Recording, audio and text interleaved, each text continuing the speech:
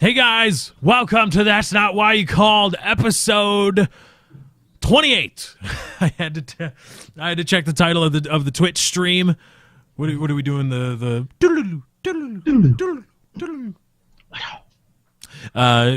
to That's Not Why You Called episode 28. 28. They thought this show was over. They said we were down and out, but no more. We are here. Fuck you. And we are so here. Naysayers. Exactly. We are here and ready to do a show for you. I am your host, Lefty. Thank you all for coming out.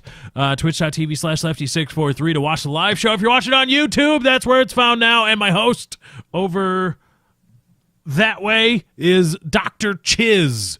Is here late. Yeah, I pointed the right way. I got it the right way. You're 30 seconds behind. We're gonna find out if it is the right way. I got it wrong the first time, but I switched it around and I got it. Dr. Chiz is here. Oh. Yeah, Dr. I did mine right. I'm here. That's me. That's him. And I'm me. You can check him out. Me. You can check him out at twitch.tv/Dr. Chiz. Streams Minecraft with Woody's Gamertag and the Kick-Ass Crew. And then I do stuff with Lefty whenever he invites me, which wasn't very recent, but then he gave me shit for it. But you also never say anything to me. You're never like, hey, bro, we should stream all the time now that you're streaming at 8,000 kbps. So it looks awesome, although you're probably not going to really see it in this video.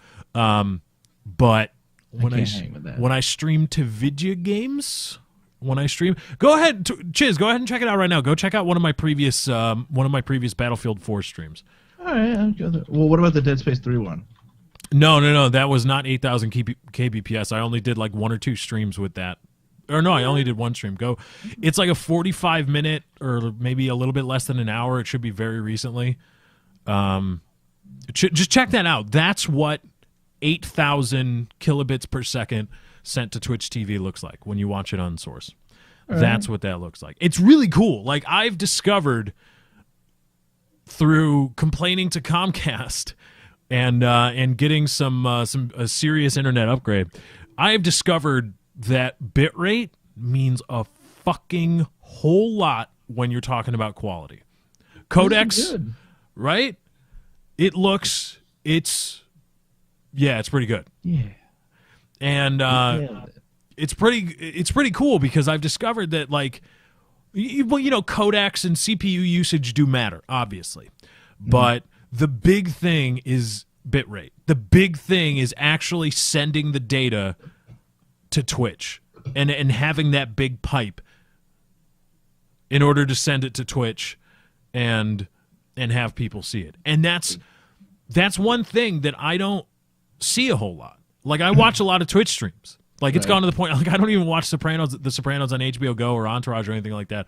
Like, when I have dinner, I'm going to go like, oh, I got to go to twitch.tv. I want to see who's streaming. Like, if Widgety Bear's streaming or the Metal Gear Solid guys we were just talking about in the pre-show. If you want to be a part of that, by the way, subscribe, $4.99, 30 minutes before That's Not Why You Called goes live. We go live with a pre-show. We kind of warm you up. We're like fluffers, really. The pre-show is like a fluffer. Yeah, that's what we are. We get you nice and ready for the main shot. Yep. And I'll go watch it, and I'm really jealous of all the guys that have. I'm really jealous of all the guys that have a two PC streaming setup. Because to me, that was like, oh, of course, that makes so much sense why their streams look amazing. Like, because they're able to offload all the encoding to another PC, and then a different one does the gaming. So there's not one PC that's trying to do both. Oh, yeah. But then I realized, I'm like, there's still a lot of, like, pixelation when these guys move. There's still a lot of compression issues. It looks like you're watching a very compressed video file. And I wondered why it was. And then I realized through this Comcast deal that it's about bitrate. If you want, like, really good-looking streams, really, really good-looking streams to look like the person that's watching your stream is playing the game along with you, you got to up the bitrate. Right. But the only bottleneck that is you can't do 1080 at 60. You can't do it at 60, not yet. Unless you get, like, a really, I don't know. I think if you get a really, really, really expensive card, like, for production, there's might do them. Consumer, like, available stuff for consumers. There's some place in Japan that is supposedly selling a PCI graphic or a PCI card that does 1080p 60, that actually encodes 1080p 60, because There are cards out there that can accept 1080p 60 frames per second as input, but they don't. That's not what they encode the video file as. That's not what they. That's not what they're able to do. It's not going to transfer the stream. But there's a place out of Japan that says they do it, and I think the new external card that was just dropped by Evermedia says Evermedia or Hapaj? Evermedia. Did they drop another card? They dropped a new external card. Not the Pro Gamer, whatever their big internal card is, which looks cool, but they just came out with a new one. It's actually the only output is USB 3.0, which is weird. Like it's got an HDMI in and audio in, but it's only got it's a USB 3.0 out. Not this one? No, not that one. A new one. Look, my name's there. Focus. I can't. It's not. I don't think I even have autofocus on. Yeah. But I think it says that. I think that's what they do. Oh, what is it called? What is it?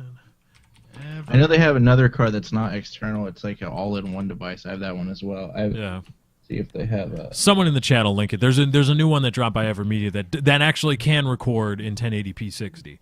But I mean, I guess you could use that as like as your HDMI splitter for your monitor. Because the way you set it up is essentially you're copying the video feed being sent to a monitor. That's all you're doing. And, Okay, passed. What were you working on there? Was that a burp or a sneeze? Sneeze. I was trying to sneeze. I was gonna go like that, but which would have been cool. I was gonna mute it anyway, but like a villain. So people would have just seen you act like a villain. You just go, ooh. Yeah, you'll never catch me. Where have I gone? So now twitch.tv/lefty643 is home of some of the best looking live streams on Twitch.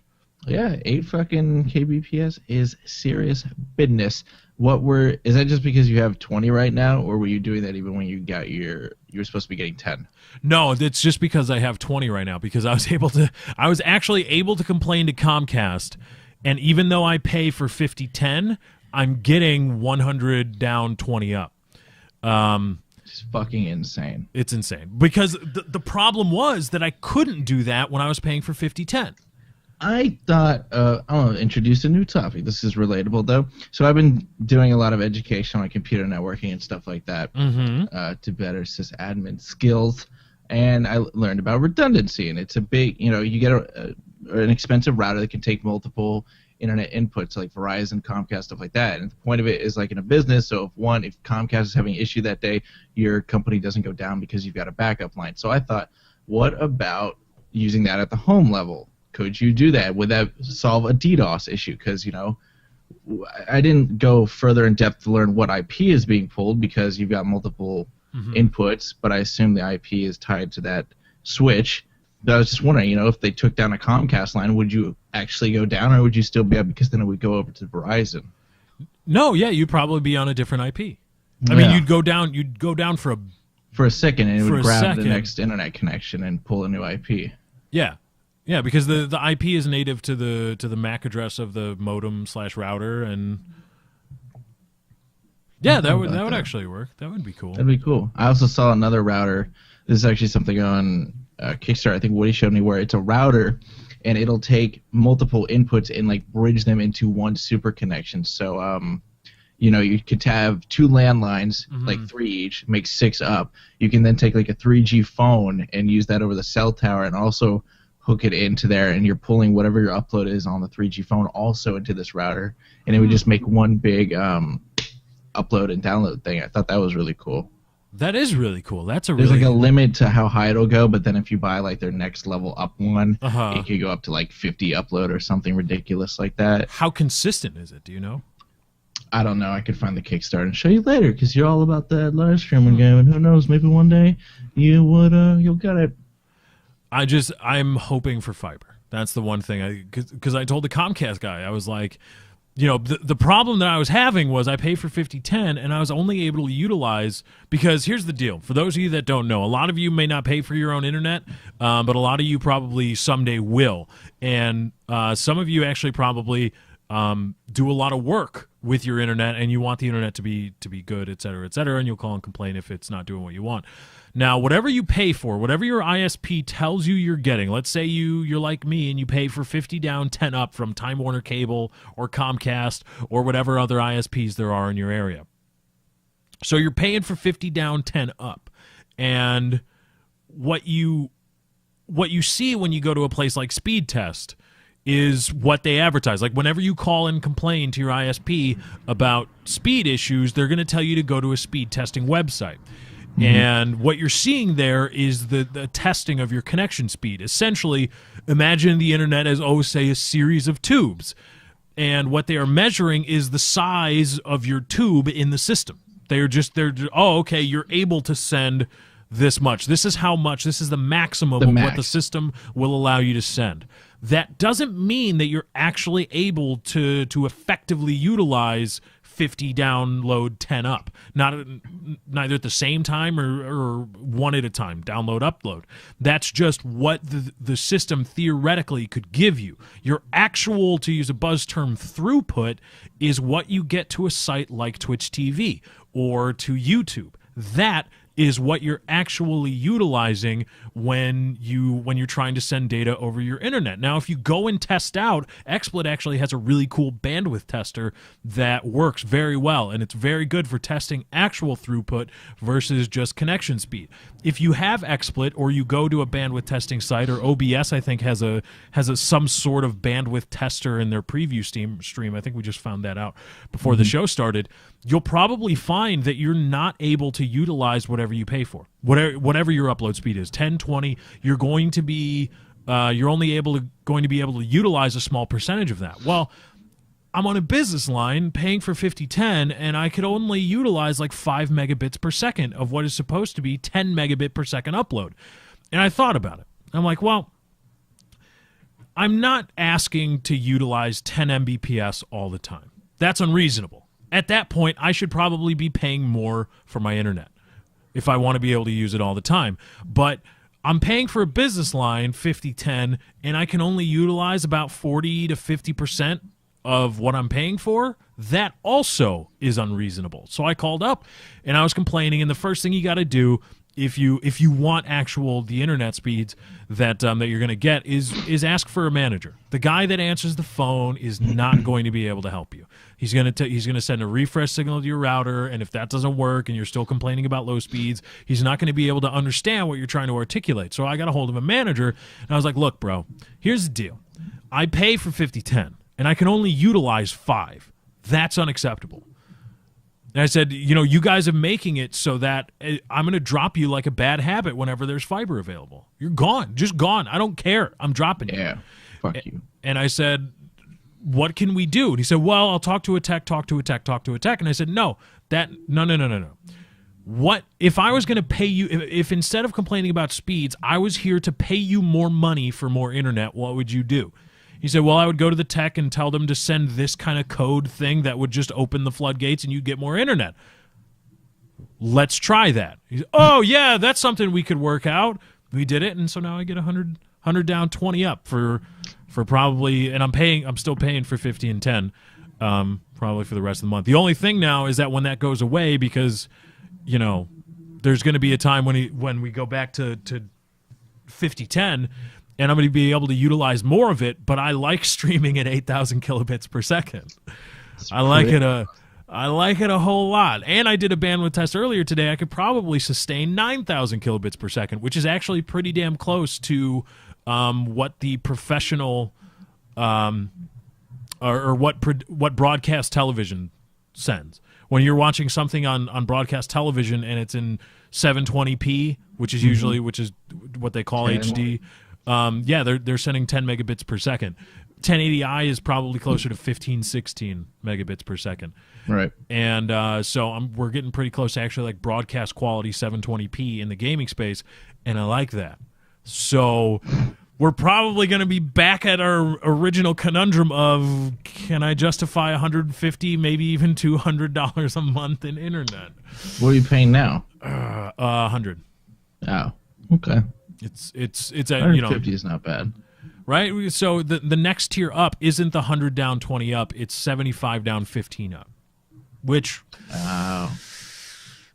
yeah, I might have to do that. We'll see. Do that one. I feel like at the 20, it's almost.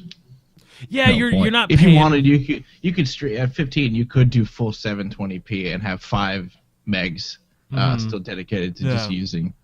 That's a lot. And that's the thing. And the thing I learned, the big thing I learned is that you pay for these speeds that you can never utilize unless you go complain.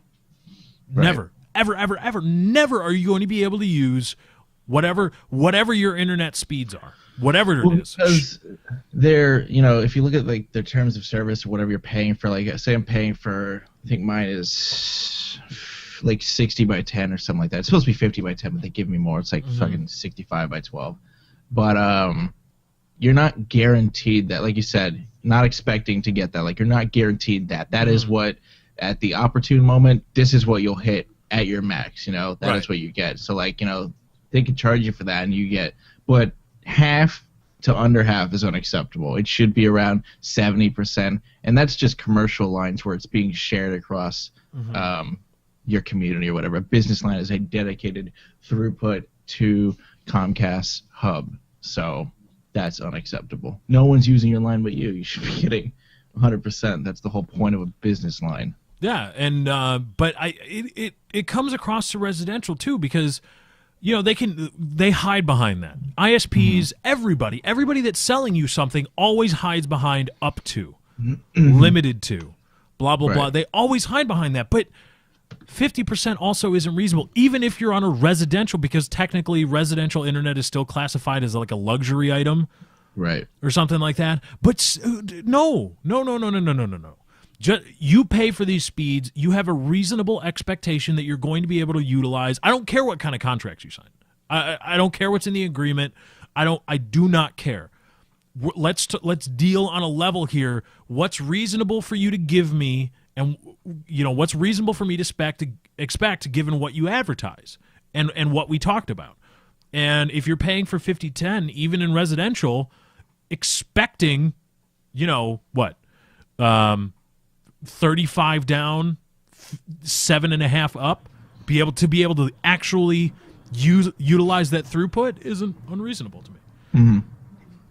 So a lot of people, it gave, the reason I'm so jazzed up about this is it gave new depth to exactly how boned everybody is getting by ISP. Like everybody's getting, because we all know that Time Warner, AT&T, Comcast, they are all royally boning their customers, right?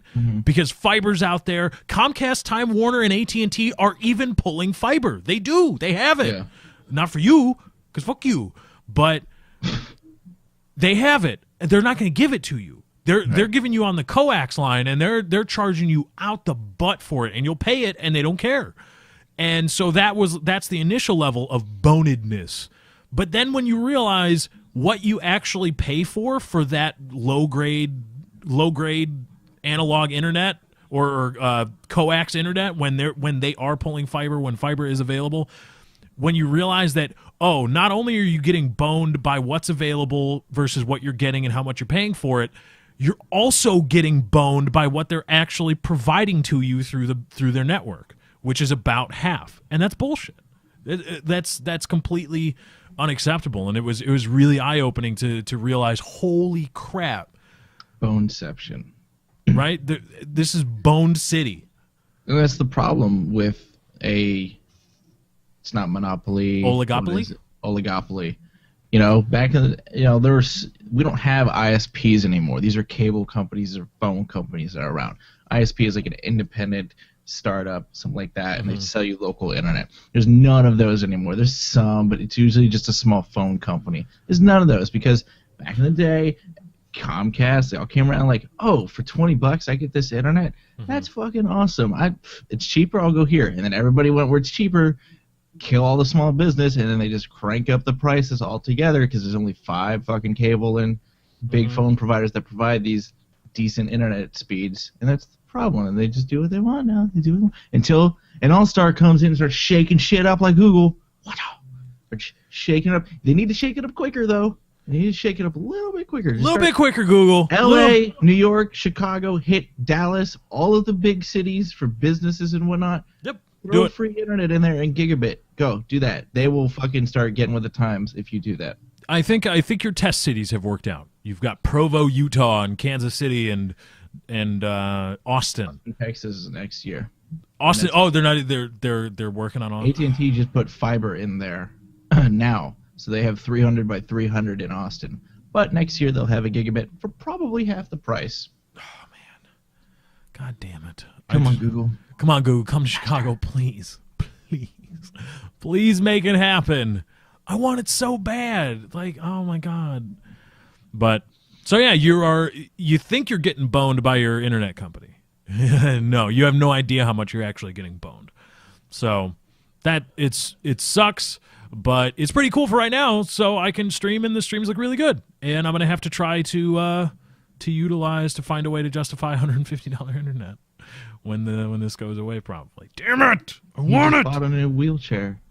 I did. I just bought a new wheelchair that's axial. See, it's just like See, look at him. Look at him roll.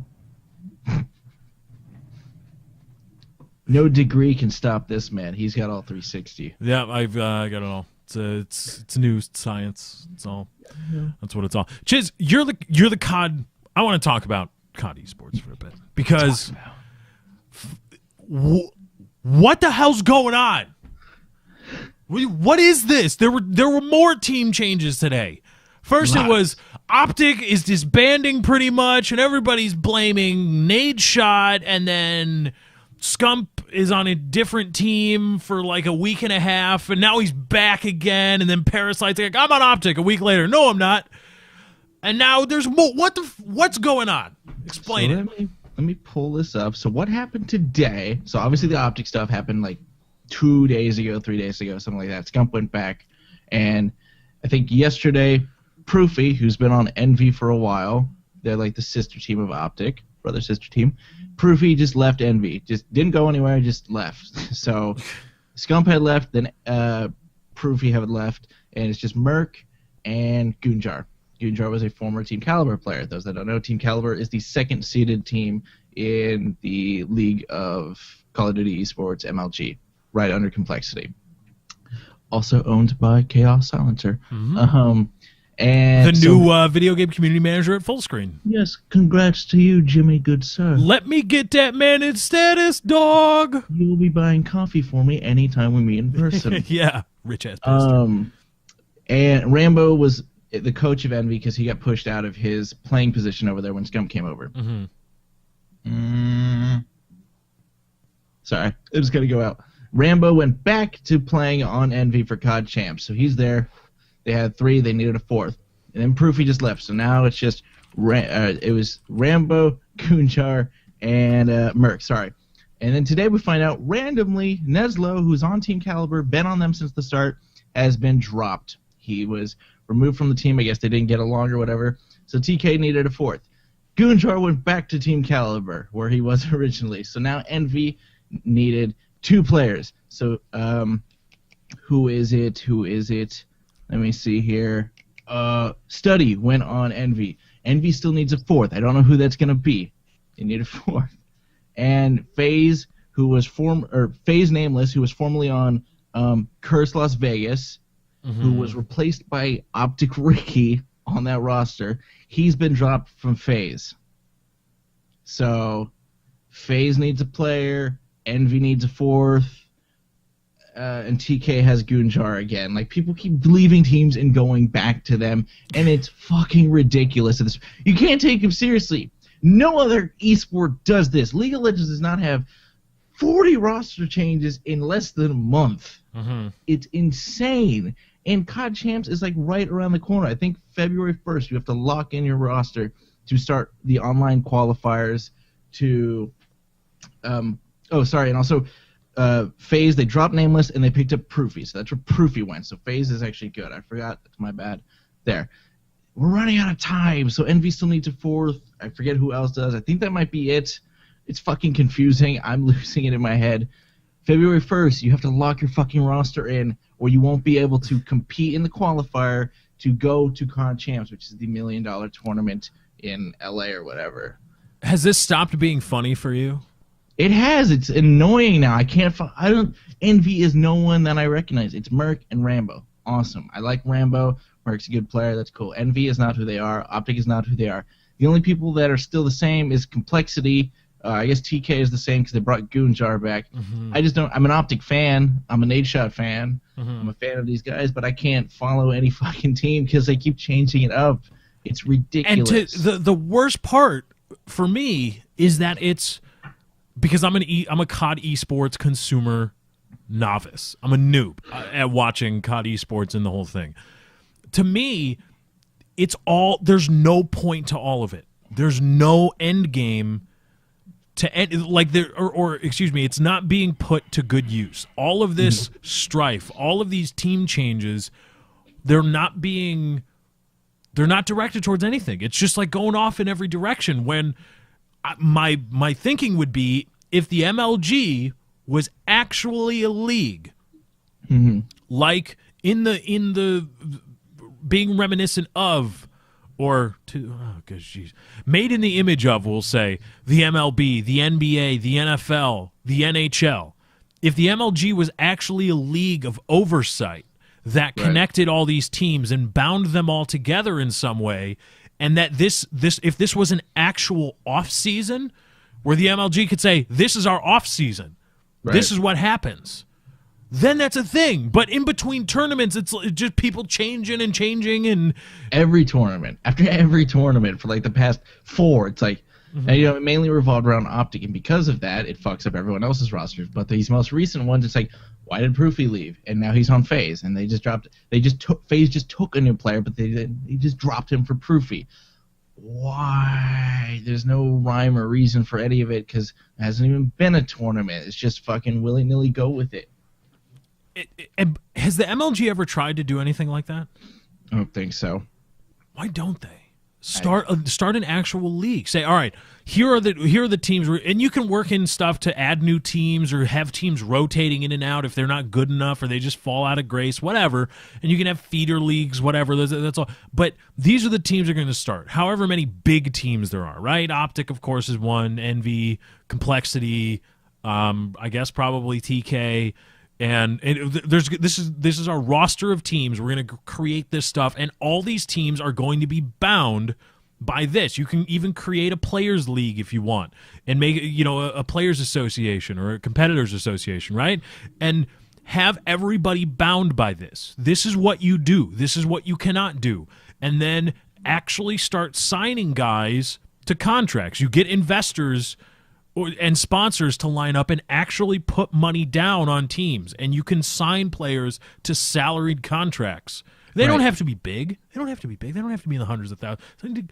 Sign a guy for a $5,000 contract, right? A $10,000 contract. But you touched on something else. How can any team or organization, like Optic is an organization, they're not just a team, same for Envy. How can any of them get any serious sponsorship when they fucking change rosters every fucking 5 days? No company's going to go, all right, here's our money because we believe in these players. They got a great social media presence and they have gun skill. They're going to get our name and brand out there.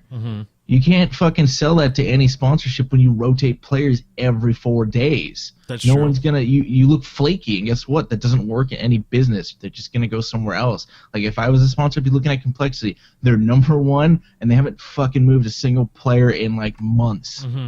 That's true.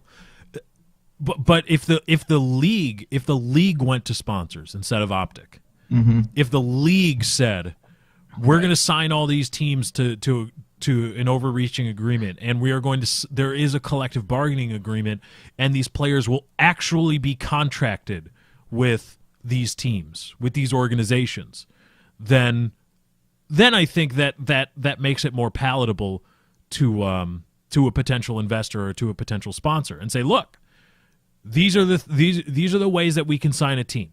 These are the ways that players can get picked up, and these are the only ways in which they can be removed from the team, either released or even you could introduce trades. How cool would it be if there were trades in MLG? What is Scump worth? I don't know. Wouldn't you want to find out? Wouldn't you want to find out? Yeah. How much? What would Nade Shot be worth? Let's say in a couple years. Nade Shot's how old now? 22? 20? He's 21. 21?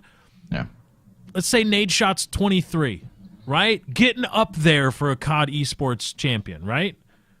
Technically speaking. Although I think these guys could play into their 30s. I don't know why why they just choose to stop at 25. I don't know why. Burn out.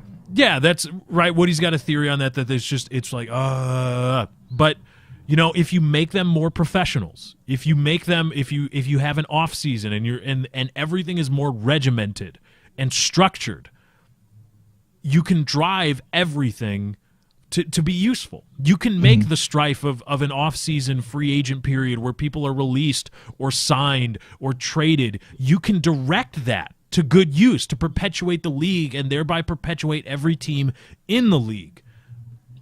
I think the whole of esports is totally missing out by not banding together in a certain way under a certain league. And I would be a great commissioner. I'm just kidding. Make Fwiz the commissioner, right? He's the de facto face of the whole thing anyway. Yeah. Make Fwiz the commissioner, right? Bam, there you go. You got a face, you got a voice who knows the business, and the MLG, and then you can have a draft. How many players, right? There's players coming in all the time. That would be fun. You could have a draft. You could have a developmental league of all the teams that want to be MLG on the MLG circuit. You could still call it a circuit. You don't have to change it to be just like every other sports league. Right. But there's so much that a little bit of structure and a little bit of contracting can do to this league to make it respectable, to make it professional enough to be like a serious thing where people are like, oh, okay, where you're getting some serious sponsorships and you're selling out venues. How much do they sell out? Do MLG events always sell out their venues? I think so. That I can't quote, but I think so. And they make a lot of money from the stream stuff, right? Yeah, they get a lot of viewers. Distribute that to the teams. Nothing in the League of Legends, though. Right, but you're never going to be that. But you can still create a league that's like, all right, here's where there's going to be a revenue sharing thing, so the teams will actually have money that they can sign players with. And then once you start signing people to contracts, once you start doing it publicly like other sports leagues do, the viewers, the people, the fans of that team have a sense of investment with the team and with the players. Like, oh, I keep saying Scump, but I just really don't know many other players. He's not. I just don't. He's a fanboy. That's weird. I feel old watching MLG too, man. I'm like, fuck. Well, you are like 10 years older than all those guys. No, 8, 7. I'm only 5 years older than Nade Shot, but you know, when you say Scump got signed to a you know, the terms of the contracts don't even have to be years. He got signed to a 10 tournament deal that's worth $10,000 or worth $15,000. You just have an innate ability, like, oh, 15,000. They invested money in, like, real money in this guy, not just, oh, we'll split winnings, et cetera, et cetera. No, this is like real money, a contract kind of thing. You actually create some sense of you know, association with the team and investment along with the team. And I think that's beneficial. I think that's why do NFL fans really give a shit about the free agent season? Why do MLB fans of a specific Major League Baseball team care about the free agent period? Why do they care, you know, a huge prospect out of Japan just got signed for, I believe, 7 years, $150 million by the Yankees, and it was a huge discussion across all. Never has never thrown a pitch in the major leagues. Still, 7 years, $150 million, and everybody was talking about how much should this guy get paid. I hope my team signs him. You know, the Cubs, the Sox, the Red Sox, the Yankees were all in on it. The Dodgers and all their fans were like, oh, should they pay him, offer him $75 million, et cetera, et cetera. And everybody has an idea about this. And the NBA is even better because there's a salary cap, unlike baseball where it's just kind of amorphous. It's like, you know, because you know how much you're spending on a given player, you better hope that player's worth it because you can only spend so much after that. And if you institute a system like that in the MLG, I think it would just be so cool. That would be cool. I would like see drafts and stuff like that. I don't think it'll ever happen though, because it doesn't on the League of Legends level, and if it doesn't there, it's not going to happen to Call of Duty. Unfortunately, Call of Duty can be the trendsetter, man. Create an actual league. Just stop being little assholes at events and on Twitter. But you can make that a thing too. Turn that into a thing. Like who are the guys that one video, right? What's the big video? Check my bank account. What team was that? That is currently Curse Las Vegas people. They're all that whole team is on Curse Las Vegas, except for Parasite, I think, right? Except for Karma, he's on Complexity. Oh, okay. So Impact. So Parasite is back with those guys. Didn't they have a public following? Oh god. But you turn that into a thing. You're like, okay, you guys are the heels of this. Mm-hmm. You guys are just like wrestlers, right? You talk shit at the venue. Talk shit about whatever. This Call of Duty. Talk shit about. Go ahead, play the heel role, but make it be towards something. Don't just just start turning around, firing off your 6-shooters like fuck you, fuck you, fuck you, fuck this, because that doesn't help anybody. But when you're the heel and you know that's your thing, then you can you play a bigger role in the business. So having a heel team that nobody likes is totally cool, but it only works really when everything's structured, because then people just hate them. Okay, well that doesn't help anything. And sponsors won't touch you. Got to do it right. But when you can demonstrate, hey, these guys are the bad guys, these are the bad boys, and people show up to watch them win or watch them lose or watch their antics, you can sell that. Yeah, you could. I don't see that happening. Patent pending, MLG. Contact me. I got the rights to this idea. He's got it trademarked. Got it trademarked, just like Candy and Saga. Boom. Just like Segways, bitch. Saga. Not the kind you ride on. Now, I heard two different stories. One, I heard that they got a registered trademark for Candy already. Candy is solid. Is that part true? Yes, it is. The U.S. Trademark Office. And then they're trying to get Saga and I think something else. I know Saga's in there. And Saga is just for video games. And Candy, they got it for video games, clothing, educational software, and something else, I think. Not movies. That would be too big. But you can't be mad. I got into this with someone. You can't really be mad at whatever the company is behind Candy Crush. I think it's King something. King Crush. King Saga. I know Saga has something to do with their name, which is part of the reason why they're trying to trademark. For those of you that don't know, we're talking about the studio or the owners of the very popular mini or mobile game Candy Crush have applied for some very interesting trademarks. Words like candy and saga and make $1 million a day. Yeah, $1 million a day. They're trying to trademark the word candy. They already did though. They did. It was approved. But here's the thing: I can't get mad at them. You know, it's like, oh, they trademark and they're taking down these games, right? Because that's what happens when you get a registered trademark. You have to fight for it, or you lose your registered trademark. Now, it is a little fishy that they got it and then started going, but you have to do that, or it defeats the point of having a registered trademark and a brand and a logo. You can't fuck with that shit. If you infringe on it, you risk losing it. So they have to do that. Be mad at the U.S. Patent Office that issued Candy to this company. They are the ones at fault here. It goes through a process. It takes years to get a registered trademark, even if it's a custom brand. If we were to trademark, that's not what you called, and there's nothing else tied to it but what we do here, it would still take at least 1 year to 3 years to get a registered trademark. It is a long process. That long? Yeah, a registered trademark. Yeah. So that people are so mad at them, but like I said, if you don't, they're mad, right? Because they're trying to sue people to take down their games, right? They're taking down their games, which may look douchey, but if they don't, they lose their trademark.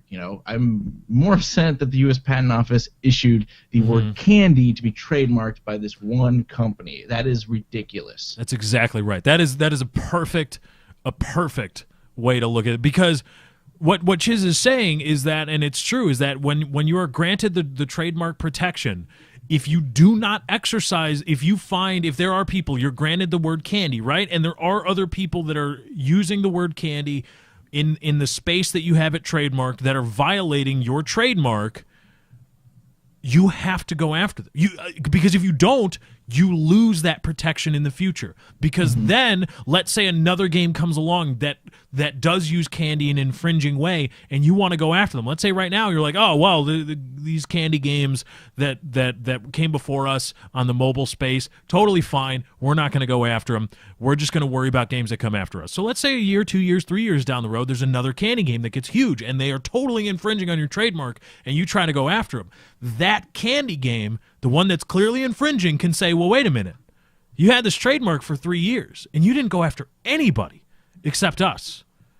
That's not cool. That's not kosher. You can't do that. And a court is liable to uphold that and say, yeah, you don't have this trademark anymore. You use it or lose it. Thing. And you want to be outraged. Oh my God, how could they trademark the word candy? They applied for the trademark. It could have just as easily been denied. And just like you said, you should be very upset at the trademark. So the trademark office, I think it is, or whoever it is. Be upset with them. And look at that and be like, oh shit. That's some serious, like, you are trademarking a noun. A very commonly used noun, candy. And the big one that I think, if they won't get Saga. If they get Saga. There are, since like the beginning of video games, there have been games with the word Saga in it. They won't get that one. But the candy one goes across multiple mediums, like clothing. If you have a shirt that says candy bar on it, that is infringing on their trademark now because they got that. And that one is still just as outstanding. It is a noun. Fucking noun. It's a commonly used noun. It's not one you created. It's no different than trademarking tree. Like if I made a game that makes $1 million a day and it's like Tree Warrior and I trademark tree, it's no different than that. It's ridiculous that it was accepted. Now, if they were using candy in a different way, there is a space for trademarking nouns. If they take on if there's a secondary meaning to your commonly used word or phrase. Like Paris Hilton has a trademark on "That's Hot." She does. Look it up. Yeah. "That's Hot" is trademarked by Paris Hilton. But the reason she was able to do that is because she uses it in a slightly different way than because "That's Hot." You just think, oh shit, that's hot. But Paris Hilton she uses it in a way to describe something and to describe the desirability of something, not the temperature of something. And so there is a secondary meaning to the phrase that she uses, which allowed her to trademark it. But the idea of Candy Crush, well, it's a game about candy, okay? Are you using it? No, it's a game that involves candy. Yep, there's no looking at this at a different angle. So it's a noun. So it's a noun, There's a difference between, for those that don't know, because we talk about copyright a lot, there's a big difference between trademarks and copyrights. If it was a copyright, it would fall somewhere under fair use, so some people could have candy in there depending on how they use the name and stuff like that, but it is a trademark. It's a brand. So, like, Coca-Cola is trademarked. If you manipulate their logo in any way, even if you put a outline around the fucking Coke logo, you're infringing on their trademark, and they will fucking come at your ass. It's no different than that. Trademarks are very serious. And that's, yeah, it's not, you should be, everybody should not be upset at this corporation. Well, you know what they should be upset? That this game company very clearly ripped off Bejeweled, which was a ripoff of something else, but all of a sudden they're like, oh, we're going to fucking trademark this and that and everything because we hit it big with Candy Crush. And so now you're getting fucked. You're getting a lawsuit. You're getting a lawsuit. Everybody gets a lawsuit. But I want to know where the Bejeweled guys at. Sue these motherfuckers. That's what I played. I got into Candy Crush because it was spammed on my Facebook enough to I went, all right, fuck it. I'm going to try it out. I wonder why people are spending money on this. I'm like, this is fucking Bejeweled. That's all it is. It's got annoying shortcuts that I either have to pay to get through or spam people on Facebook to continue through. But this is fucking Bejeweled. I don't know why there's not an outcry from the people that own that. Do they not patent anything about their game or the mechanics about it? Like, because if they did, they would have something like, hey, if you have this combination of gems or whatever, guess what? You're infringing on our game's technology. No. It's ridiculous. I mean, this is a perfect picture, or I guess is microcosm applicable here? I think it is. Yeah, It's a perfect microcosm of the overall problem that we have, at least in America, and probably in Western civilized. I dislike that phrasing, but Western civilized countries around the world, the issue we have with trademark and intellectual property protection in general, it has gone way too far, and has it is prohibitive to artists. It is prohibitive to creation and to spawning new works. It has gotten to the point where it is oppressive instead of protecting those who venture out to create new things and try new things. When you grant trademark, when a society can grant trademark to the word candy for a video game, and the courts will enforce the trademark of the word candy. Just think about this. Don't think about specifics. Don't think about anything else that goes into it. Just know that these are the facts. We live in a society where in the video game space and a few other spaces, clothing, educational games, as just said, a company can rightfully trademark the word candy, and the courts will enforce it, and the courts will grant monies to be paid from people that infringe on that trademark to the trademark holders. That's society. I like using that. Yeah, money. You said monies. It works, but that's society. That is the state of intellectual property protection. That is but a length to which that will go, and to me, that's ridiculous. Mickey Mouse is, I think, I want to say it's 3 years away. Mickey Mouse, something like that. Yeah. Yeah, I think it's 3 years away from public domain. Is Happy Birthday close? I thought that was close. Technically, as well. Happy Birthday should be. I think it should be, but it's not. I don't know how Happy Birthday isn't in the public domain. I think that's just whoever owns it. That's just copyright trolling. That's just trolling there. Well, that's why they have to sing it all retarded at any restaurant you go to, and anywhere else you hear it. They're assholes, right? And so wait, is that the reason why that they have to have all those fucked up Happy Birthday, Happy Birthday? Da, da, da, da. Because they're selling. It would just be like playing a commercial radio station in a restaurant. Yep. That's dicked up. You're assholes. I did not know that. So fuck you, whoever has Happy Birthday. But that is by now. Mickey Mouse should have been public domain in the late 90s. That should have been it. They had to pass a law. Sonny Bono went crazy. Sonny Bono was because he tried to couch it as like, oh, we got to protect musicians, et cetera, et cetera. But it was Disney lobbying for that the whole time, because Disney was going like, oh my God, we're going to open this brand new park about animals and shit. It's going to be like a zoo, but not really. And, Mickey Mouse is going to be public domain. Holy crap, holy crap, holy crap. We're going to buy a law. It was very literally, we're going to buy this law. We are going to buy a law that extends our protection of the intellectual property that is Mickey Mouse for another 15 years. It is absolutely ridiculous how much protection is afforded people that have any kind of claim to any kind of intellectual property. It's ridiculous. You shouldn't be able to trademark the word candy. I don't care that you have a very successful brand name associated around. And you know what? Fuck you too, public. Apple, because I was going to offer up as a counterpoint, well, should Apple have been allowed to trademark Apple? No. And I was thinking like, no. It's fucking Apple. Apple Incorporated. The image that Apple uses, and that very cool the retro one that they use now with the rainbow colors and stuff. That all trademark all that. Yeah. But Apple, no.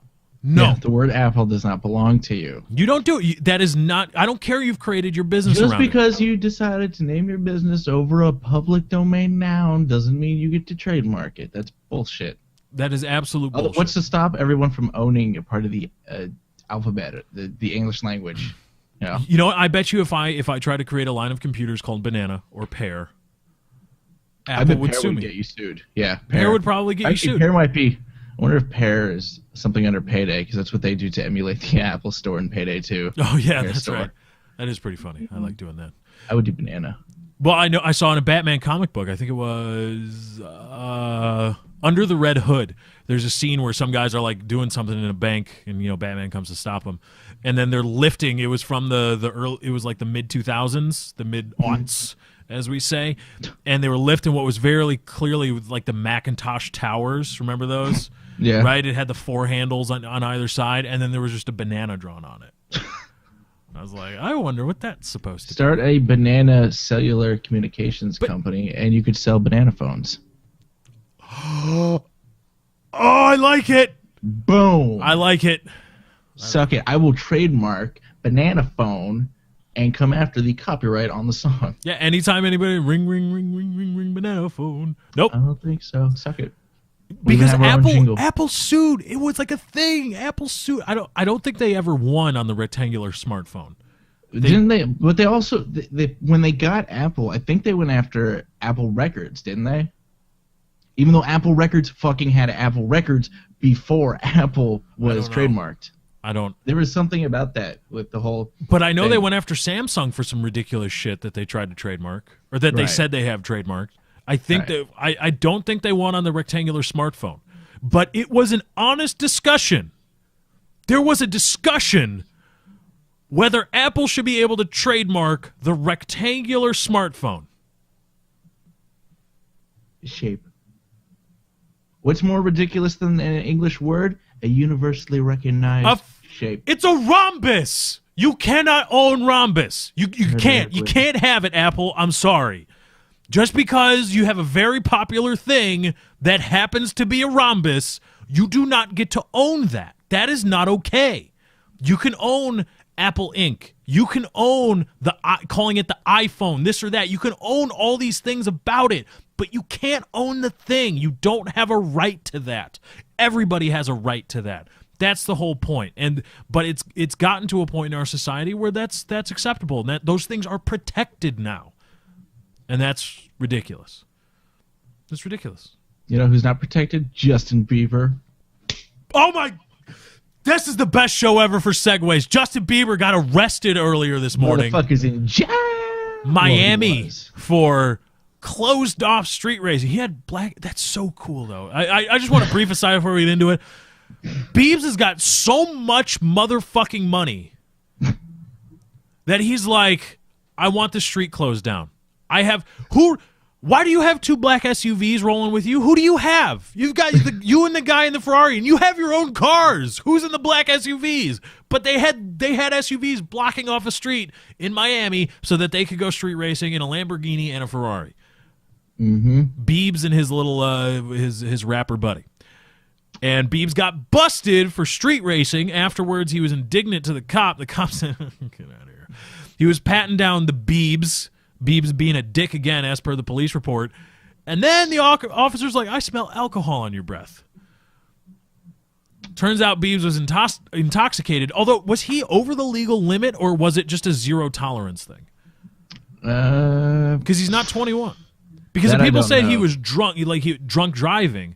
But was he .08 or above, or was it just he had any alcohol on his breath, zero tolerance because he's not 21? That's classified as drunk driving. I don't know. Somebody in the chat tell us. We ain't got time, Katie. We ain't got time for stats and facts and stuff. Fuck that. Fact is, Biebs got arrested and resisting without violence too. Resisting arrest without violence.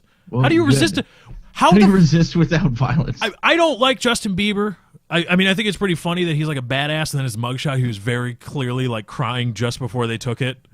Like his eyes were so like he was crying like he was crying like a little bitch when they slapped the cups on him. He started crying. But how do you resist without violence?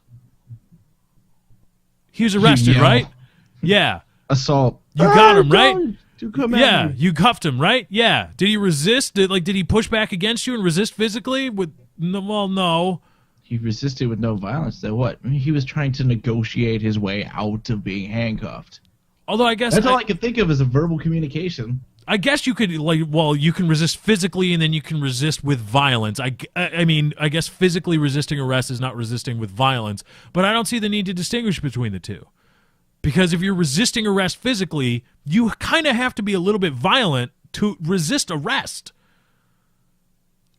Or well, no, I guess running away is resisting arrest too, and you're not being violent. Never mind, I retract my previous statement. So, resisting without violence. Did Biebs try to run? I want to see that.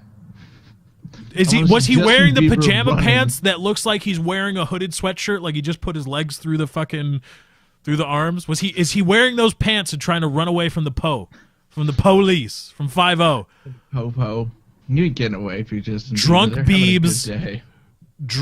And he apparently admitted to smoking marijuana as well earlier in the day. So drunk high Biebs in his sweatshirt pajama pants running away from 5-0 down to Miami Street. That's a good image. I picture him crying while he's running. Right. Because a lot of crying had to have happened. He had serious bags under his mugshot. That's so funny. And everybody's like, oh, he's smiling. I'm like, look at his fucking eyes. He was so crying. That's hilarious. So fucking crying. That is hilarious. Like the past 2 years, he's been like, I'm a fucking thug. I'm a badass. Wearing chains. Like, come at me. I'm going to fight that reporter in London, right? I'm going to fight that reporter. He got in that dude's face, and then he was like throwing eggs at his neighbor's house, which good move. Don't go out of town for that shit. Do it right fucking next door. People don't know you. Fucking throw eggs. Good one. And then get your buddy busted for cocaine possession on the counter. Oh, I want to talk about that. But, right? And then so he's such a badass, right? Gets arrested crying like a little bitch. That's funny. I always love it because I know that a lot of guys that play the hard ass probably on the internet and stuff when they get arrested, they would bawl their eyes out. They just, but if you were Chiz, go on. Let's say I invite you over to the house, right? All right.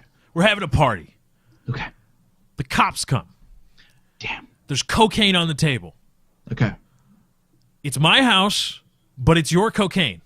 Mm-hmm. How are we not? Do we both get arrested or just you? It would be both of us. We are both motherfucking arrested. Because you are responsible for what goes on. You cannot pull the high schooler. It's not my pot. I was holding it. It was just here. You can't pull that card in society. It doesn't work like that. Both of us, Chiz and I, arrested immediately on felony drug charges. If we go into a supermarket together and I don't know what the fuck. If I don't know what's going on, and Lefty robs a fucking convenience store, if I go in there and I leave with Lefty, guess what? We're both getting fucking picked up, and I'll be charged too because I didn't stop him. You'll probably get off. I mean, you'll probably get off if I didn't know.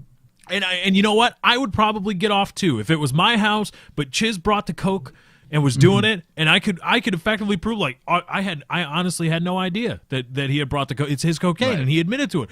I would probably eventually get off, but that's after I get fucking cuff slammed. we get both arrested, brought up on felony charges. Everything in the house gets seized, and then I have to petition the court to get it all back. That's the only way that happens if it's you or I.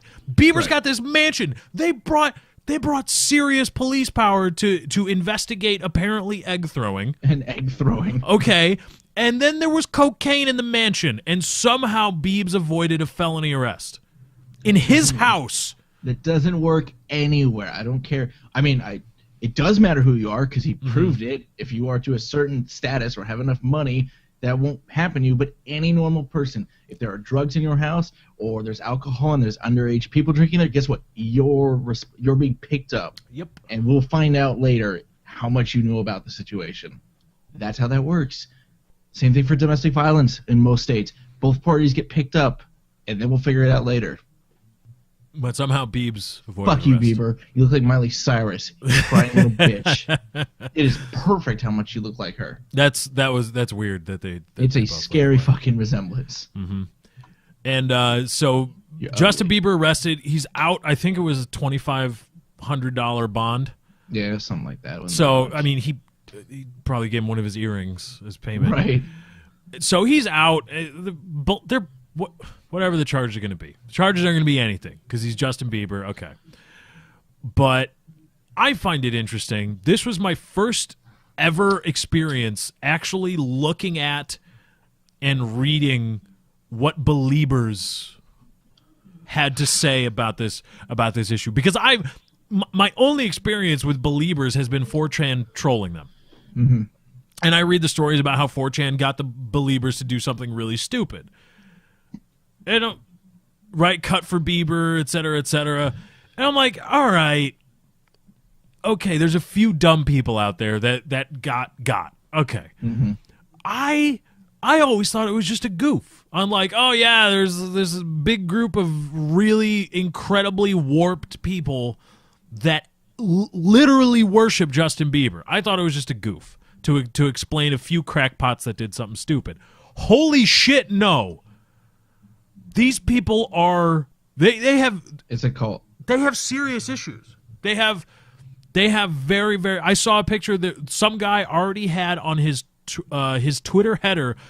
It was like some fat 20-something guy with his fat 20-something partner who were in a parking lot, I believe in Miami, holding up Miami radio signs that were made that already said "Free Bieber," and they were in there holding them up. I hope it was a gag, but this guy looked to be a pretty serious dude. Like, I love me some Justin damn Bieber, and Free Bieber. People actually, they warp their entire sense of reality.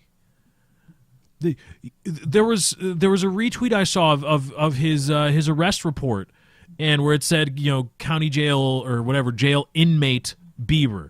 Uh-huh. And he's not an inmate, he's a person who saved blah blah blah all these people's lives, and it's bullshit, it's a conspiracy, etc.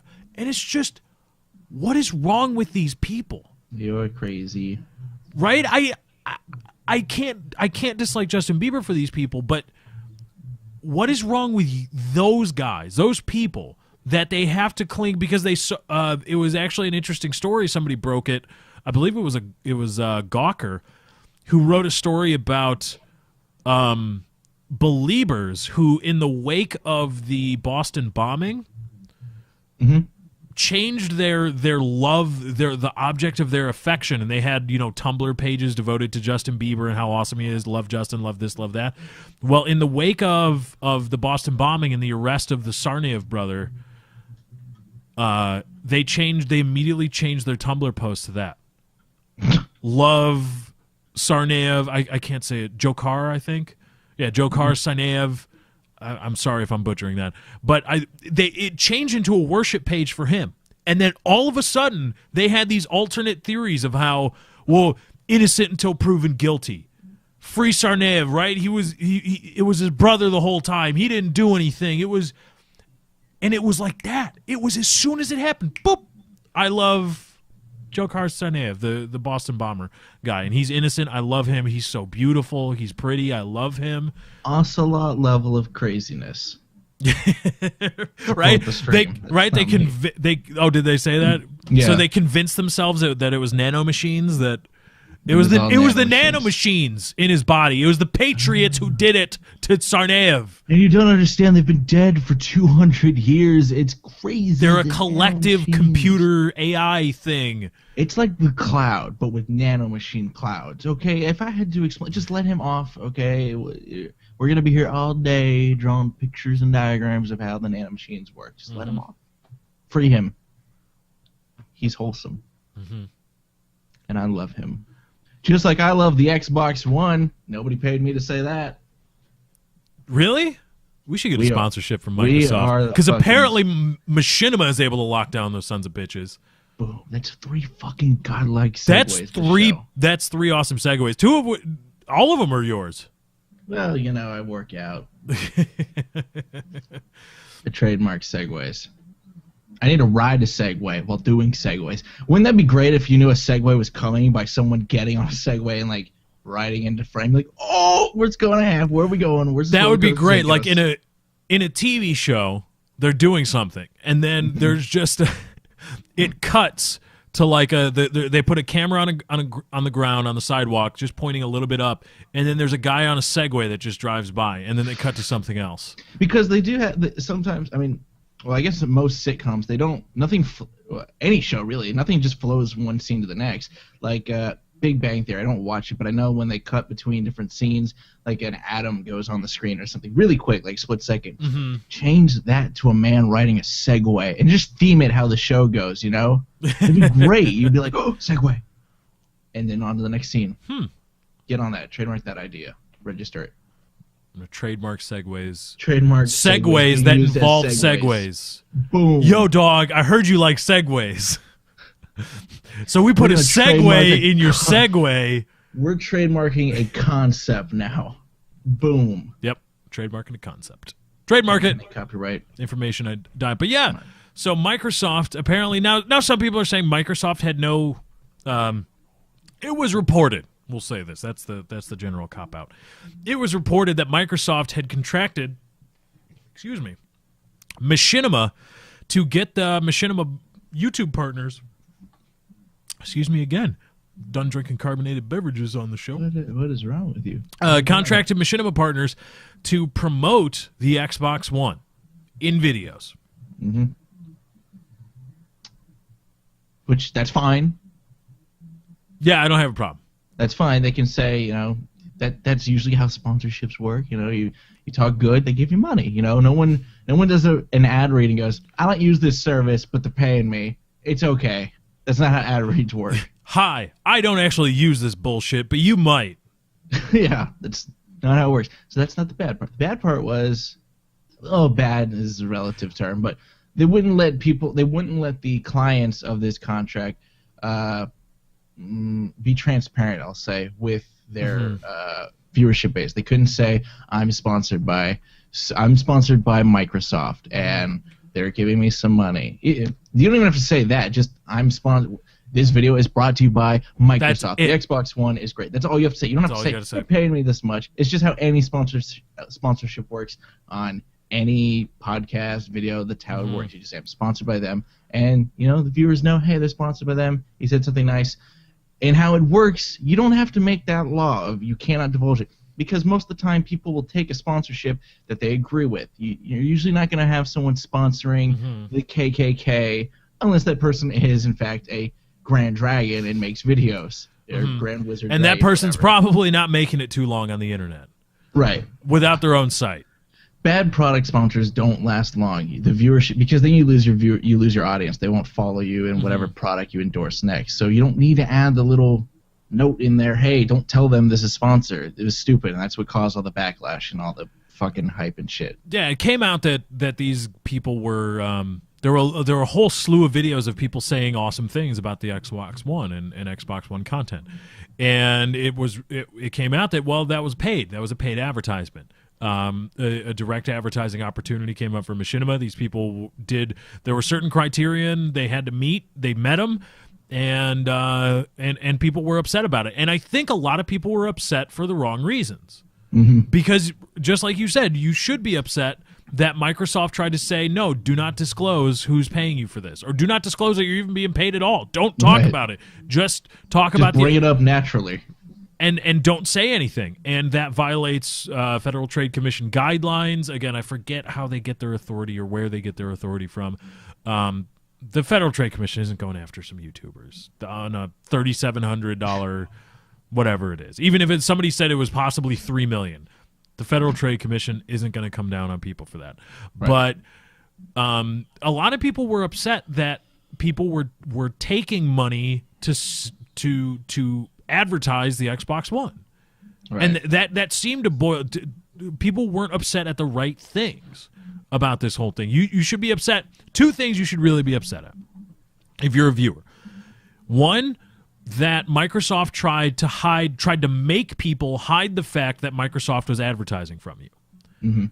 And we're operating under the assumption here that Microsoft was part of the promotion, because I'm pretty sure if somebody was just paying Machinima to advertise for Microsoft that wasn't Microsoft would have had something to say about that. Would be fired. Yeah, Microsoft would come in and say, wait a minute, hold on a sec. That man would have a lawsuit on his hands.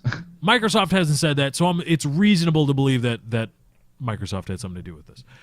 And you should be mad at them for trying to make people hide that from you. And you should also be a little bit upset that the video maker just didn't disclose that to you, because that's a little bit immoral to hide that from you. But I try to make the argument, who's really in a position, especially at Machinima, as a Machinima partner, who there is really in a position to say, no, I'm going to do this. You have none negotiating leverage with Machinima, to say the least. Not even mentioning Microsoft.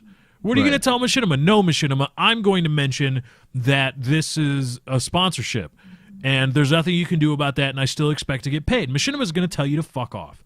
And if you're a Machinima partner, if you use YouTube for a significant portion of your income or your sole income, and there's nothing at all wrong with that, you're not going to be inclined to challenge what the powers that be say. You're not going to challenge what Microsoft wants in that contract. You're not going to challenge what Machinima says that contract should be. You're just not.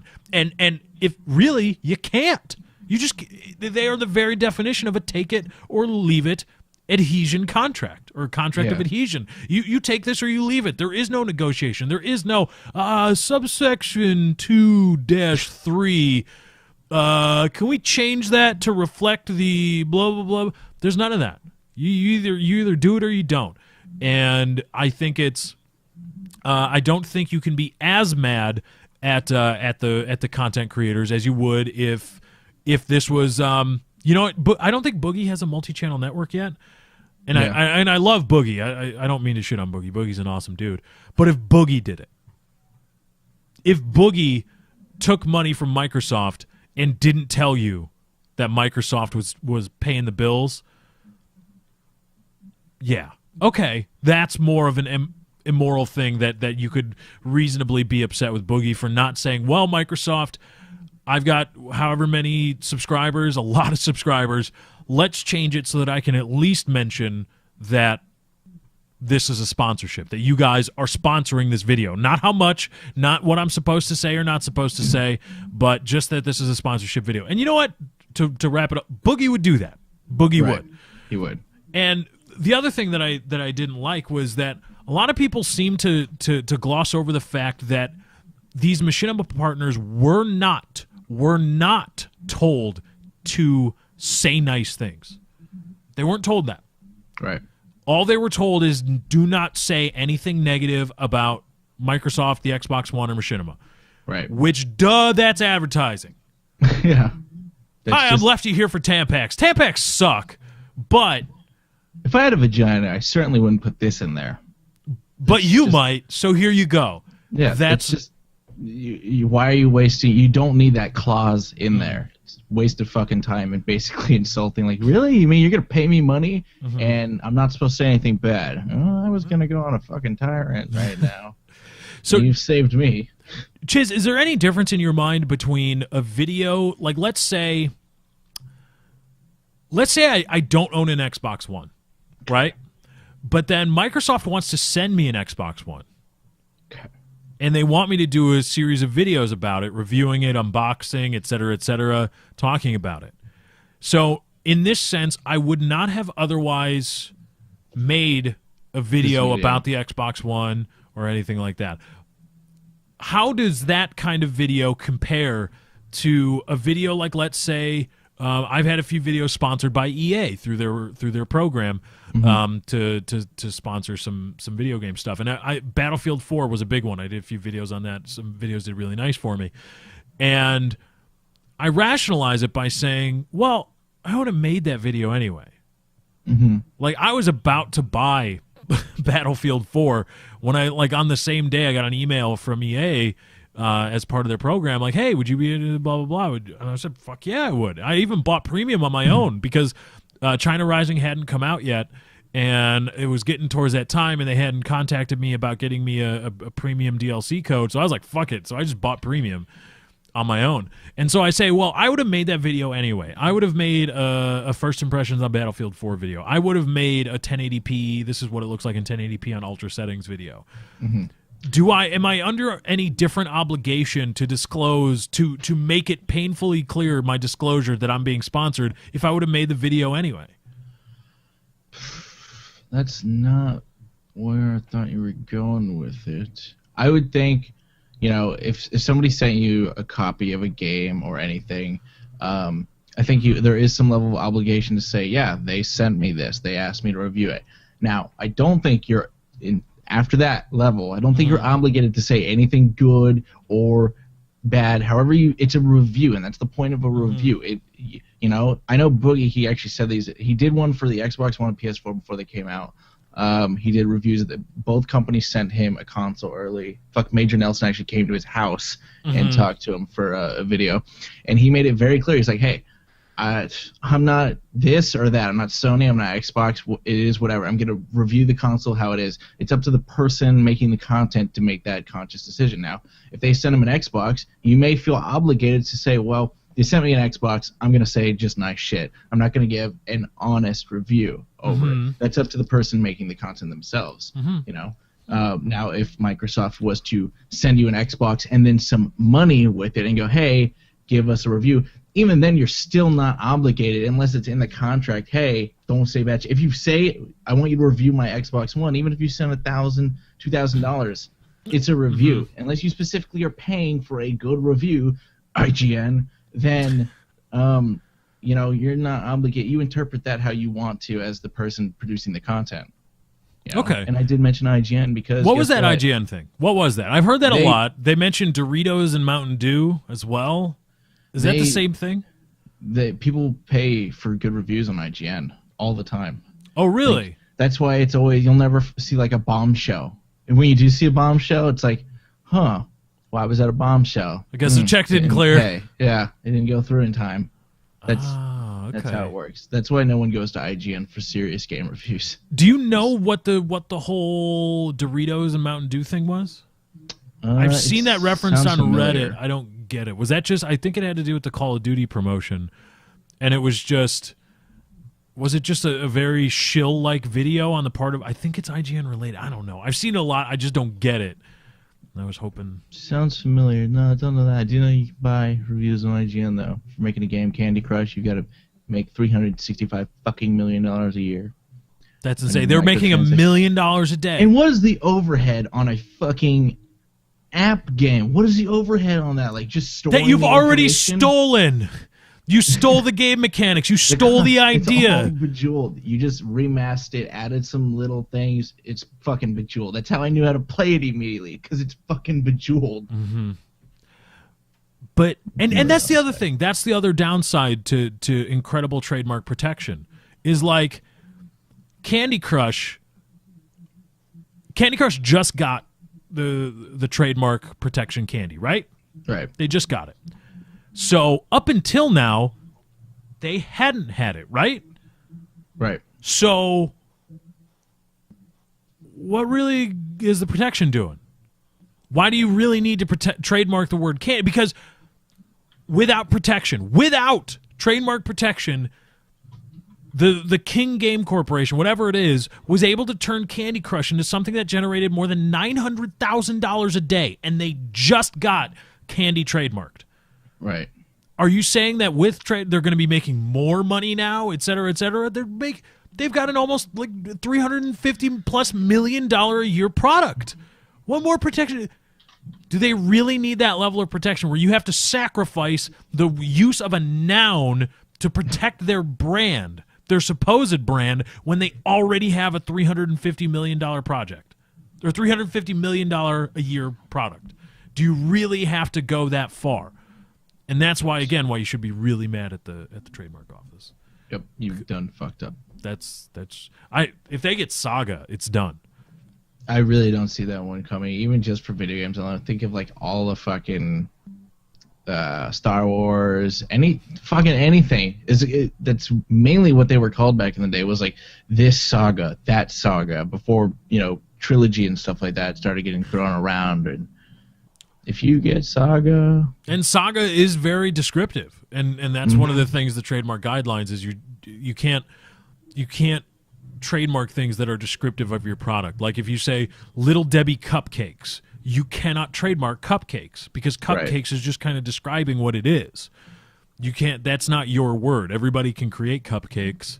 Right. You can't. That's not yours. Little Debbie is the brand. Little Debbie is also very good. Oh, and they're fucking awesome. Oh my goodness. I could use some. I want some zebra cakes right now. Zebra cakes are really good. Zebra cakes are, oh my god, zebra cakes. What else does Little Debbie make? Because anything I just thought of was all Hostess, which are they? Yeah, they're still Hostess. Yeah, they make Suzy Q's and Ho Ho's and Suzy Q. Ho Ho's. I love Ho Ho's. Little Debbie makes those little butter chocolate butternut bars or something like that. I know they make those. Oh, okay, I know what you're talking about. Like the wafer type things. Yeah, with butter. Yeah, they take. Yeah. But they've got a little like or peanut butter bars or something. I know what you're talking about. Yeah, they make those. Swiss rolls.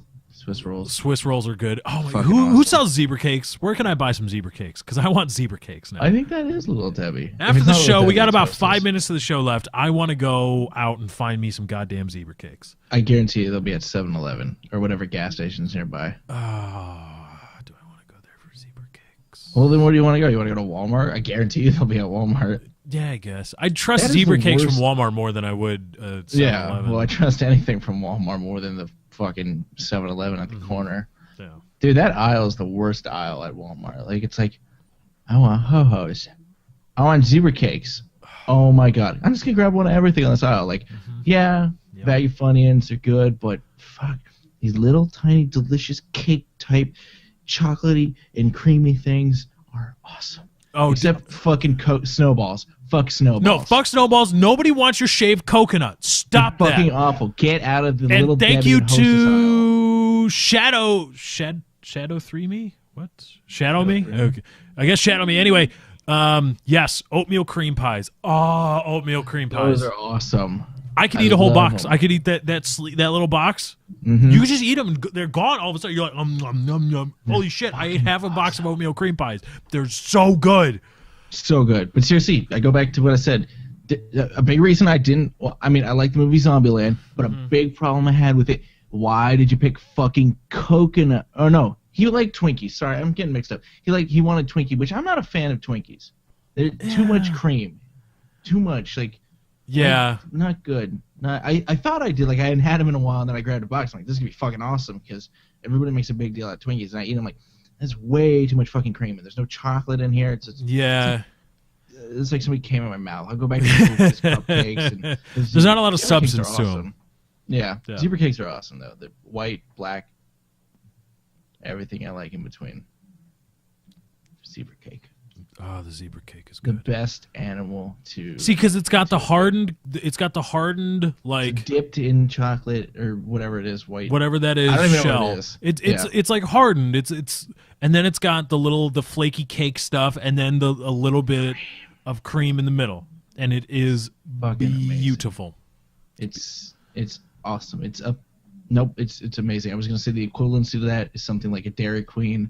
You get the ice cream cone. I like a Blizzard from Dairy Queen, but they dip it first, and you have a hard chocolate shell, right? And then underneath of it is fucking ice cream of awesomeness. Yeah, but I like the Blizzard though. I love Blizzard. Blizzards. I go to Dairy Queen. My favorite one is one. I think there's some variation of it on the regular menu, but they change it every month. And mine was like a brownie blaster Blizzard, and it was like just chunks of brownie and. That's good. I remember I tried once. The one mistake I made was having the cotton candy Blizzard. Oh my god, that sounds awful. It was. Is there anything solid in it? Yeah, there were like little. They put little sprinkles in it and stuff, but it was at a. I was in college. It was halftime of the Bears game. We were all watching on Sunday, and it was halftime of the Bears game. And then the Dairy Queen had this commercial. It's like new product from Dairy Queen, the cotton candy Blizzard. We were like, oh shit, we got to go try that out. So we took like 3 cars and we went to Dairy Queen, and there was a huge line of people already. And we were just like, you saw the commercial, didn't you? They were like, yeah. And so we get them and we all wait and we drive back and we're sitting down ready for the second half to start. We start eating them. About midway through the third quarter, everybody stopped eating their cotton candy Blizzards. They were like half done. And we all just looked around like, this fucking, like, I'm worried I'm going to slip into a diabetic coma. It was so sugary and so sweet. It was just, I can't do it. I can't have any more of this. So the cotton candy Blizzard is awful. Sounds fucking awful. Mint chocolate chip. Mint chocolate chip. Yep. Did you have any of the? Have you ever tried the ones from like Sonic? No. I got one from there I got like the largest one, because like a large from Dairy Queen is like the regular drink cup size or something like that. So I'm like, I'll take the largest one. It's like the 10-gallon McDonald's cup size thing. It's like a fucking huge thing, and I barely finish it, but it was kind of watered down. Dairy Queen is the best for ice cream and blizzards and fuck. Even their food's not that bad. All right, let's wrap up the show because I gotta go get some goddamn food. I want now. food. I want cotton candy. No, I don't want cotton candy. I want zebra cakes. I have zebra cakes in my head. He's gonna go and tweet out a picture of zebra cakes. No, I can't. 20 minutes. I can't do it. I can't. It's only 6 degrees outside. No, I can't zebra cake myself. Why? I can't. You're unsupervised. You can have all the zebra cakes you want. You can buy 50 boxes and bathe in a bath of zebra cakes. Katie will walk in and go, "What the fuck is going on?" And you go, "Babe, zebra cakes." And she's like, "Oh, what the fuck is wrong with you?" Yeah. Zebra cakes. Ruining relationships in 2014. Oh, man. I'm going to have to. And then Easter's coming up, right? Soon? In a month? Oh, what are the Christmas versions of zebra cakes? You know what I'm talking about? The trees? Yeah. Oh, yes. Those are fucking awesome. Those are good. I can't not buy those ones. But the Easter Reese's Peanut Butter Cup eggs. GTFO. I want some Cadbury egg. No. What? No, not Cadbury egg. Reese's Peanut Butter Cup eggs. Buy you Are those the little tiny ones? No, they're like this big. Oh, okay then. Buy you a 50 box of those. You're good to go.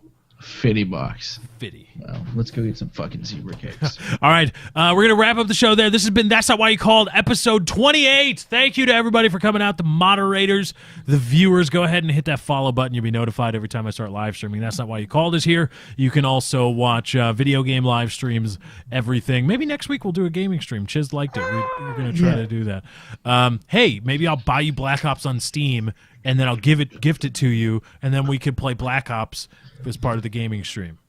Down.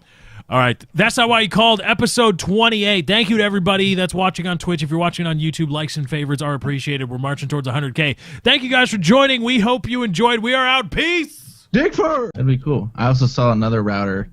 This is actually something on Kickstarter. I think Woody showed me where it's a router, and it'll take multiple inputs and like bridge them into one super connection. So, you could have 2 landlines, like 3 each, make 6 up. You can then take like a 3G phone and use that over the cell tower and also hook it into there, and you're pulling whatever your upload is on the 3G phone also into this router, and it would just make one big upload and download thing. I thought that was really cool. That is really cool. There's like a limit to how high it'll go, but then if you buy like their next level up one, it could go up to like 50 upload or something ridiculous like that. How consistent is it? Do you know? I don't know. I could find the Kickstarter and show you later because you're all about that live streaming game, and who knows, maybe one day you'll get it. I'm hoping for fiber. That's the one thing. Because I told the Comcast guy, I was like, the problem that I was having was I pay for 5010 and I was only able to utilize, because here's the deal. For those of you that don't know, a lot of you may not pay for your own internet, but a lot of you probably someday will. And some of you actually probably do a lot of work with your internet, and you want the internet to be good, et cetera, and you'll call and complain if it's not doing what you want. Now, whatever you pay for, whatever your ISP tells you you're getting, let's say you're like me and you pay for 50 down, 10 up from Time Warner Cable or Comcast or whatever other ISPs there are in your area. So you're paying for 50 down, 10 up. And what you see when you go to a place like Speed Test is what they advertise. Like whenever you call and complain to your ISP about speed issues, they're going to tell you to go to a speed testing website. And what you're seeing there is the testing of your connection speed. Essentially, imagine the internet as, say, a series of tubes. And what they are measuring is the size of your tube in the system. Okay, you're able to send this much. This is how much. This is the maximum of what the system will allow you to send. That doesn't mean that you're actually able to effectively utilize 50 download, 10 up. Neither at the same time or one at a time, download, upload. That's just what the system theoretically could give you. Your actual, to use a buzz term, throughput is what you get to a site like Twitch TV or to YouTube. That is what you're actually utilizing when you're trying to send data over your internet. Now, if you go and test out, XSplit actually has a really cool bandwidth tester that works very well, and it's very good for testing actual throughput versus just connection speed. If you have XSplit or you go to a bandwidth testing site, or OBS I think has some sort of bandwidth tester in their preview stream. I think we just found that out before the show started, to Twitch. And having that big pipe in order to send it to Twitch and have people see it. And that's one thing that I don't see a whole lot. Like, I watch a lot of Twitch streams. Like, it's gone to the point, like, I don't even watch The Sopranos on HBO Go or Entourage or anything like that. Like, when I have dinner, I'm going to go like, oh, I got to go to twitch.tv. I want to see who's streaming. Like, if Widgety Bear's streaming or the Metal Gear Solid guys we were just talking about in the pre-show. If you want to be a part of that, by the way, subscribe, $4.99, 30 minutes before That's Not Why He Called goes live. We go live with a pre-show. We kind of warm you up. We're like fluffers, really. The pre-show is like a fluffer. Yeah, that's what we are. We get you nice and ready for for the main shot. Yep. And I'll go watch it, and I'm really jealous of all the guys that have. I'm really jealous of all the guys that have a two PC streaming setup. Because to me, that was like, oh, of course, that makes so much sense why their streams look amazing. Like, because they're able to offload all the encoding to another PC, and then a different one does the gaming. So there's not one PC that's trying to do both. Oh, yeah. But then I realized, I'm like, there's still a lot of like pixelation when these guys move. There's still a lot of compression issues. It looks like you're watching a very compressed video file. And I wondered why it was. And then I realized through this Comcast deal that it's about bitrate. If you want like really good looking streams to look like the person that's watching your stream is playing the game along with you, you got to up the bitrate. Right. But the only bottleneck that is you can't do 1080 at 60. You can't do it at 60, not yet. Unless you get like a really, I don't know. I think if you get a really, really, really expensive card, like for production, there's might do them. Consumer, like available stuff for consumers. There's some place in Japan that is supposedly selling a PCI graphic or a PCI card that does 1080p 60, that actually encodes 1080p 60, because there are cards out there that can accept 1080p 60 frames per second as input, but they don't. That's not what they encode the video file as. That's not what That's not what they're able to do. It's not going to transfer the stream. But there's a place out of Japan that says they do it, and I think the new external card that was just dropped by Evermedia says Evermedia or Hapaj? Evermedia. Did they drop another card? They dropped a new external card. Not the Pro Gamer, whatever their big internal card is, which looks cool, but they just came out with a new one. It's actually the only output is USB 3.0, which is weird. Like, it's got an HDMI in and audio in, but it's only got it's a USB 3.0 out. Not this one? You'll probably find that you're not able to utilize whatever you pay for. Whatever your upload speed is, 1020, you're going to be you're only going to be able to utilize a small percentage of that. Well, I'm on a business line paying for 5010, and I could only utilize like 5 megabits per second of what is supposed to be 10 megabit per second upload. And I thought about it. I'm like, well, I'm not asking to utilize 10 Mbps all the time. That's unreasonable. At that point, I should probably be paying more for my internet if I want to be able to use it all the time. But I'm paying for a business line 5010, and I can only utilize about 40 to 50% of what I'm paying for. That also is unreasonable. So I called up and I was complaining, and the first thing you got to do if you want the internet speeds that you're going to get is ask for a manager. The guy that answers the phone is not going to be able to help you. He's going to send a refresh signal to your router, and if that doesn't work and you're still complaining about low speeds, he's not going to be able to understand what you're trying to articulate. So I got a hold of a manager, and I was like, look, bro, here's the deal. I pay for 5010, and I can only utilize 5. That's unacceptable.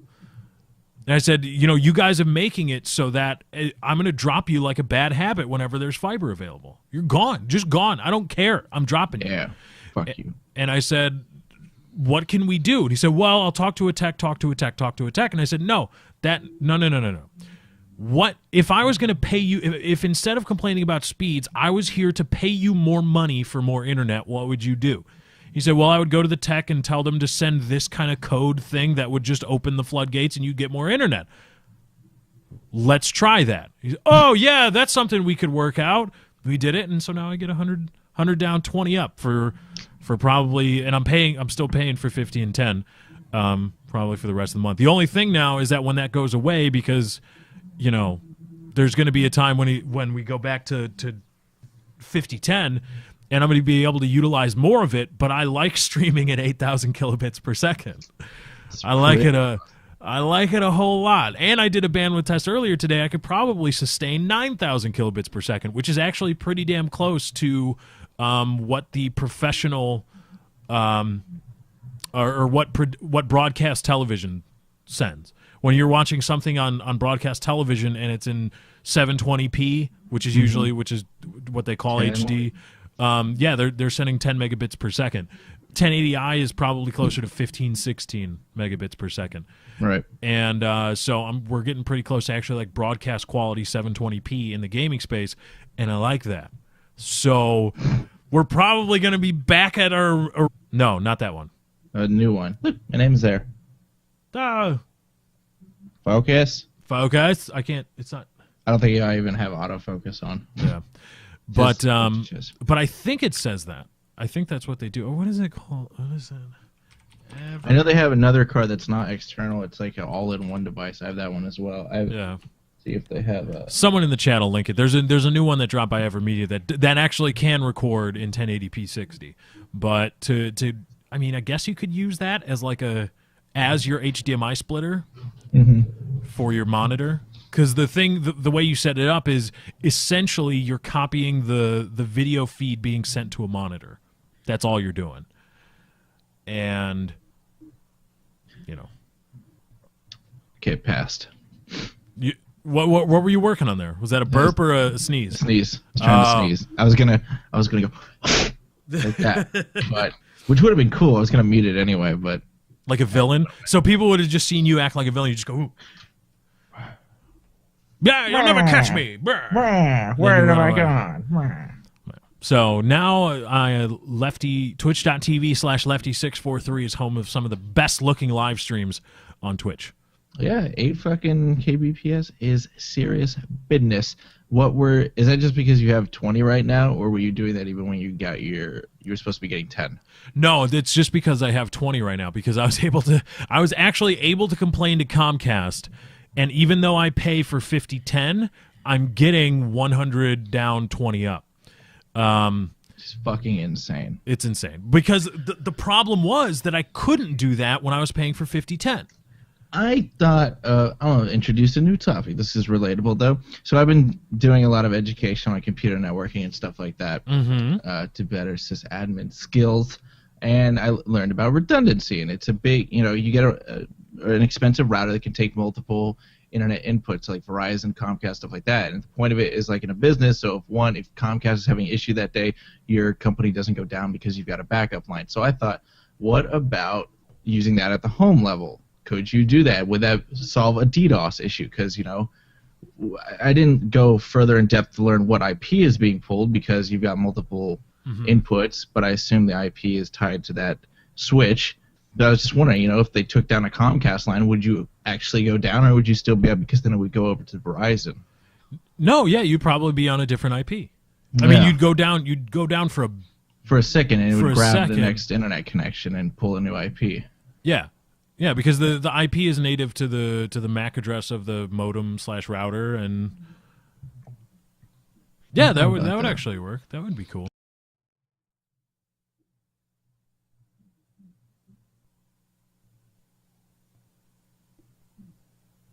Hey guys, welcome to That's Not Why You Called episode 28. I had to check the title of the Twitch stream. What are we doing?